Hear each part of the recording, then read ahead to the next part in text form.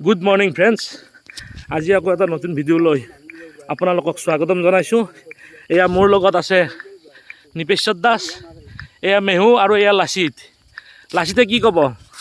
লাচিতে মোক কৈছে আগতে চাহ বনাইছিলে, তাৰ বোলে চাহ বনাই খোৱা লোৱাৰ কথা পাহৰি যায়, তাৰ ফলত বেমাৰ আজাৰ হৈ গৈছিলে। এতিয়া কেনেকৈ বেমাৰ আজাৰ কমি গৈছে? কিহৰ কাৰণে কমি গৈছে? খোজ কঢ়াৰ ফলত নে কমি গৈছে? আৰু মেহুৱে কি কয়? মোৰ আগতে গাটো বিৰাট ওজন লাগি আছিল, এতিয়া যেতিয়াৰ পৰা খোজ কঢ়া হৈছোঁ তেতিয়াৰ পৰা অলপ মানুহটো বহুত পাতল লাগি থাকে। য়েছ। আৰু নিপেশ্বৰে কি কয়? নিপেশ্বৰে কিমান ৱেইট কমিছে? মোৰ বৰ্তমান 3 কিলোমান কমিল। আৰু কমিব? মোক খাপখান লাগিছিল, এতিয়া মই থিয় হৈয়ে থাকোঁ। তাৰমানে এলেহুৱা লাগে।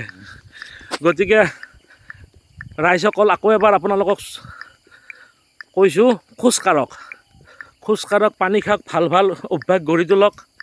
এই ৰাস্তাত আড্ডা মাৰি থকা কাম নকৰিব আৰু পৰিৱেশটো সুন্দৰ কৰি ৰাখক আমাৰ ভৱিষ্যত প্ৰজন্মৰ কাৰণে। আজিকালি মথাউৰিৰ কাষত বহুত মানুহে জাবৰ জোঁথৰ পেলায়, সেইবিলাক অন্ততঃ নেপেলাব, বেয়া বস্তু নেপেলাব। গতিকে আজিকালি মিউনিচিপালিটিৰ গাড়ী আহে, সেইবিলাক লৈ যাবৰ কাৰণে আপোনালোকে পেলাই পৰিৱেশটো বিনষ্ট নকৰিব। এনেই অক্সিজেনৰ কম, অক্সিজেন নোহোৱাৰ ফলত মানুহবিলাকৰ কত কিমান বেমাৰ আজাৰ হয়, ভাল অক্সিজেন নাপায় কাৰণে। গতিকে সেইবিলাক কাম আপোনালোকে নকৰিব, আকৌ বেয়া গোন্ধ যায়। গতিকে আপোনালোকক আকৌ এবাৰ অনুৰোধ কৰিছোঁ, খোজ কাঢ়ক আৰু আপোনাৰ যিটো দেহাটো সুস্থ কৰি ৰাখক। এই আমাৰ গোপাল দাদা এক্সাৰচাইজ কৰি আছে। গতিকে এয়া গোপাল দাদাই ফুলবিলাক ধুনীয়াকৈ পৰিচালনা কৰি আছে।